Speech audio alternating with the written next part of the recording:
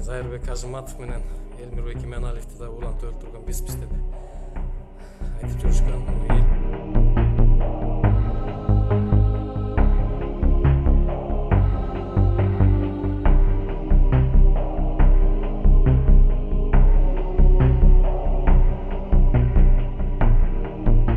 Курманбек деген киши каза болуп кетти.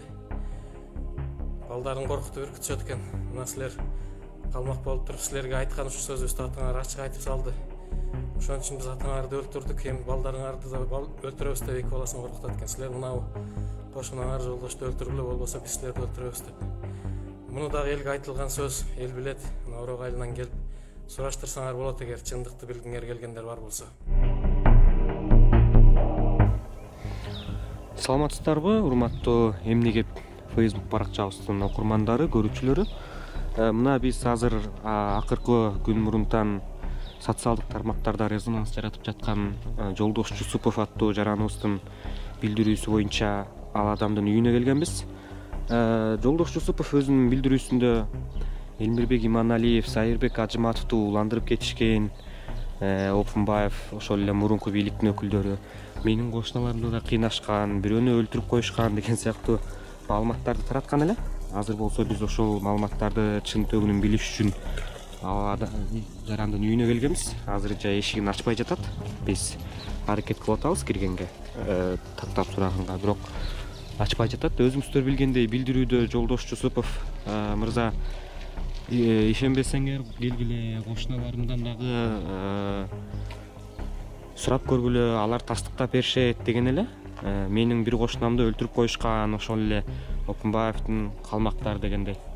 Анан биз ошол Жолдош Жусупов мырзанын кошунасы мына тигил биздин маңдайыбызда тамда Курманбек деген раматтылык ата жашап жүргөн. Ошол атаны Опунбаевдин кишилери өлтүрүп койгон деген маалыматты айткан эле. Азыр биз ошону чын төгүнүн билиш үчүн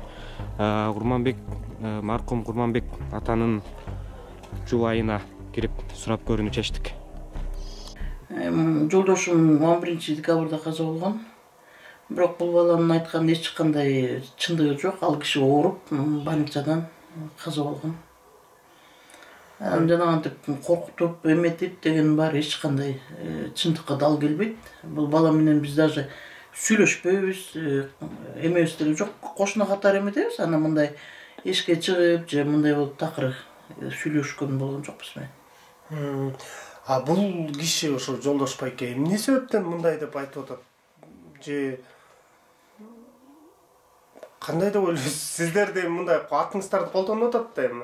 Ошо биз да кечээ мен балдарым да аябай жаман акыбалда болдук. Потом эмне үчүн дегенде кызым дагы кызматта иштейт, эки балам да кызматта иштейт. Анан ушундай Facebookка чыкканы бизге да оор болду да.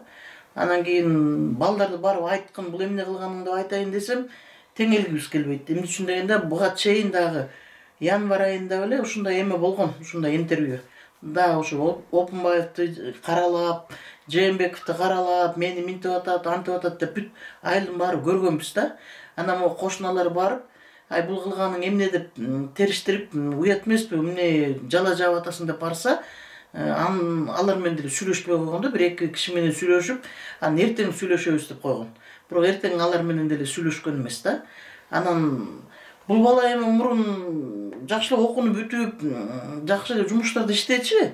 Кайсы жерде иштегенди эле мен точно билбейм, бирок эме котормочумун дейт. Котормочу беле, журналист беле билбейм ошол.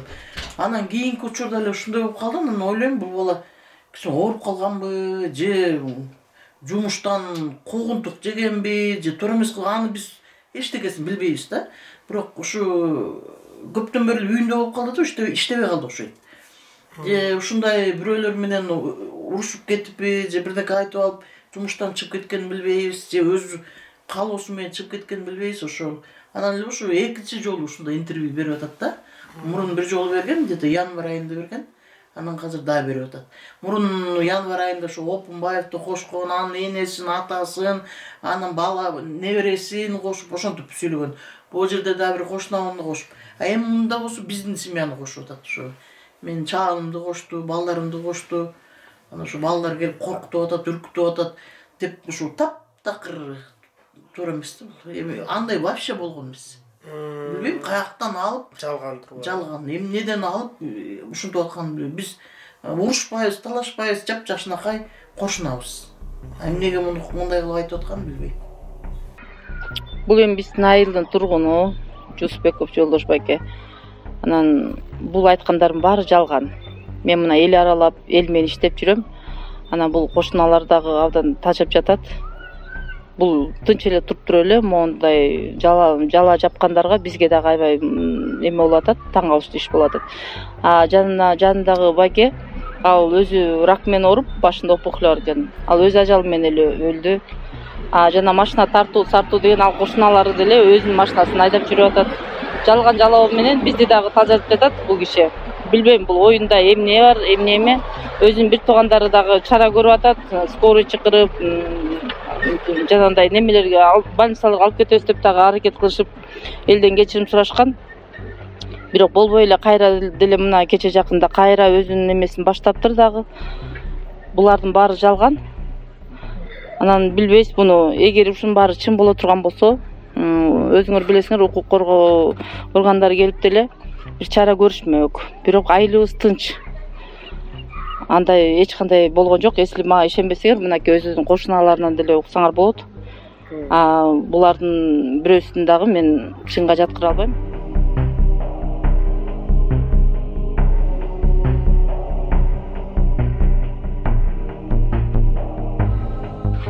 Андай мен 100% жалган деп айта алам. Мен ал кишилерди мен жакшы билем. Ал кишилердин жөндөн жөн эле баягы ар кимди жаманаттуу кылып, андай фейк маалыматтарды мен таптакыр ишенбейм, көңүл бурбайм да кандайларга. Анан бул жерде эч кандай бийликтин же башкалардын катышы жок. Бул эми күтүүсүз келген ажал экен, оору. Экөөнүк тең эле оору.